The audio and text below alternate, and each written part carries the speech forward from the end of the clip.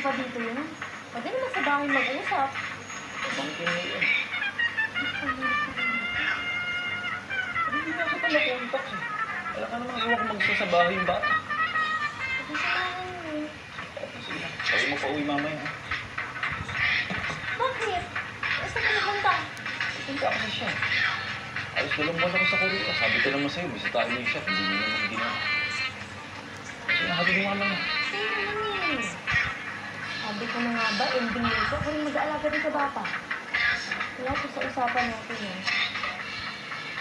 Wala naman ba magmamayo sa akin na mag-alaga sa bata? Hindi tayong dalawa. Ikaw lang. Tayong dalawa.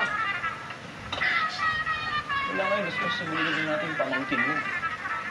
Sige, pilit mo yung desisyon mo.